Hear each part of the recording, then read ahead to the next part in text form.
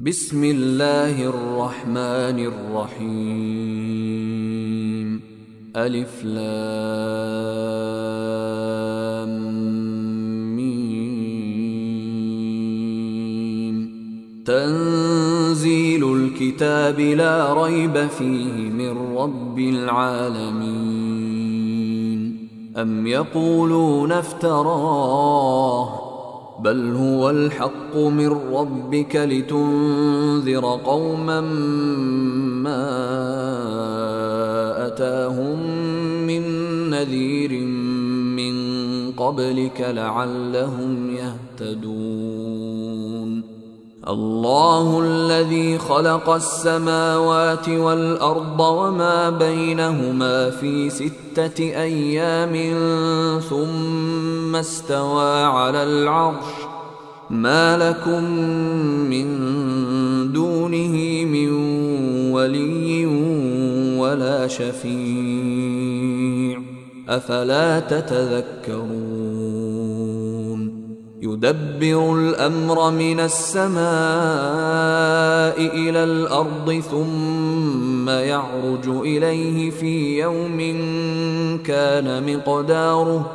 كان مقداره 1000 سنة مما تعدون.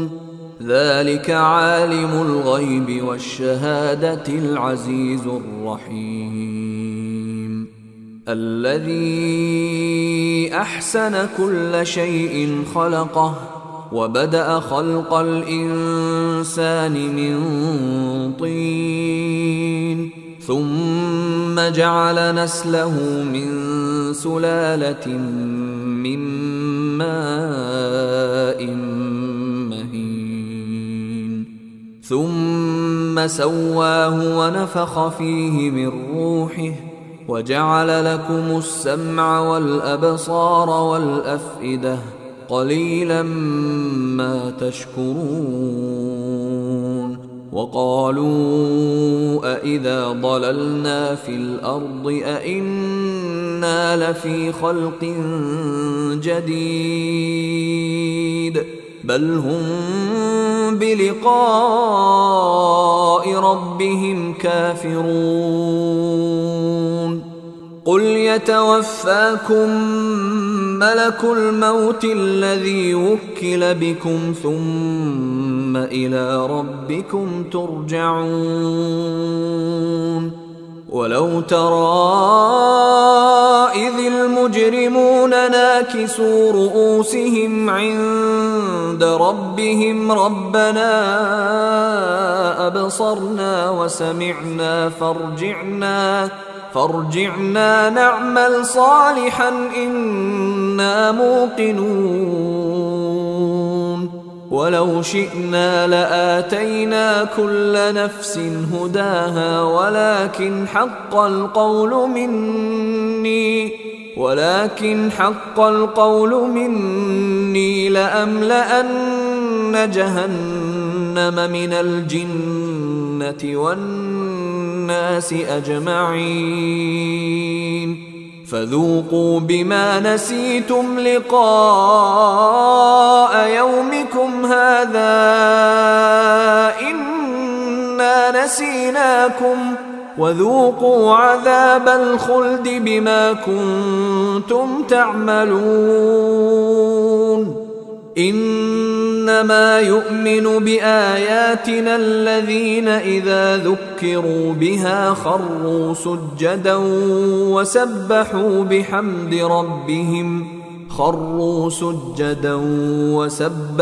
بحمد ربهم وهم لا يستكبرون. تتجافى جنوبهم عن المضاجع يدعون ربهم خوفا وطمعا ومما رزقناهم ينفقون. فلا تعلم نفس ما أخفي لهم من قرة أعين جزاء بما كانوا يعملون. أفمن كان مؤمنا كمن كان فاسقا لا يستوون أما الذين آمنوا وعملوا الصالحات فلهم جنات المأوى نزلا بما كانوا يعملون وأما الذين فسقوا فمأواهم النار كلما أرادوا أن يخرجوا منها أعيدوا فيها وقيل لهم ذوقوا عذاب النار الذي كنتم به تكذبون ولنذيقنهم من العذاب الأدنى دون العذاب الأكبر لعلهم يرجعون ومن أظلم ممن ذكر بآيات ربه ثم أعرض عنها إنا من المجرمين منتقمون ولقد آتينا موسى الكتاب فلا تكن في مرية من لقائه وجعلناه هدى لبني إسرائيل